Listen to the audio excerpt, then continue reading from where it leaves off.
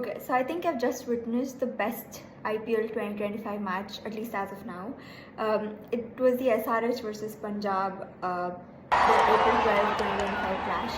And I think it was definitely a batting powered innings on both sides of the spectrum. Right off the bat with Punjab winning the toss and choosing to bat first, and then the openers of Punjab, Simran Singh and Priyan Sharia, setting the tone for how the innings on both sides of the coin were going to proceed later in the day, later in the night. I think it was definitely a batting powered show all throughout. And I think it's also really interesting to see that Priyan Sharia was able to hit shots very cleanly and very plainly, and it just didn't look like he was putting in a lot of effort into it, because I think it was very very smartly played, and it was very cleanly hit. Like each and every boundary that you see that fell out of the stadium or like went through the roof, went through the boundary, definitely a very strategically placed and very cleanly swept. So I think again, I think that shows a lot of promise. Definitely one of his best T20I innings. He hit about an 82. I think it was definitely, again, I think the power hitting sort of trickled down with the openers and then within the middle order as well. And then Punjab was able to set a humongous total of 245. Definitely one of the highest in the season so far. So if you're someone that has been following IPL and then you've seen how the SRH is played over the last couple of matches, it would have been very easy to sort of think that, maybe that's a very huge target considering the form of the players currently and how the team and the rest of how it is definitely a team that might have popped up after the end of the first innings. But here's where the game changed.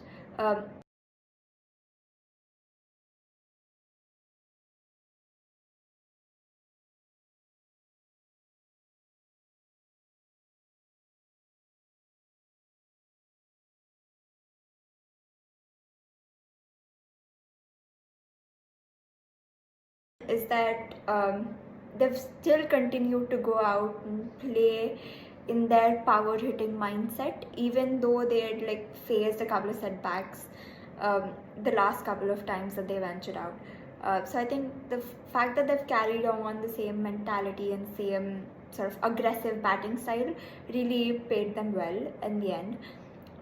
So technically Abhishek Sharma was out in the beginning, but then there was the stroke of luck was that it was a no ball, and the entire stadium sort of erupted, because that was like a second life and like a second breather, and that's definitely not something that you would want an SRH opener to have, especially be it Travis Head or Abhishek Sharma, because we've seen how they have been aggressive not only in, let's say, IPL, but also when they've played for the Indian team and the Australian team. You never want to give them a second breather or like a second life in a match. So the fact that Abhishek Sharma sort of got it, again, he proved his mettle. He hit about 141, which was the highest that he'd made in a single innings in IPL, and it's also the highest an Indian has made ever in an IPL. So I think it shows, and again it was like a brutal bashing of the ballers left and right. There were a couple of wickets that the Punjab Kings were able to secure, but then I think most of the innings was written in SRH's favour by the 10th over, when they were, I think, over 150 already. So I think again you have Abhishek Sharma and Travis Head with his 66. It was never a dull moment around, because every ball was either a 4 or a 6, right? And then there were a couple of wides in the between in the midst of all the boundaries that were going on. So again, it was a really entertaining and really interesting match to watch, especially if you're like an IPL follower or like a power hitting maniac. I think the bowling really didn't work in favor of the Punjab Kings anywhere.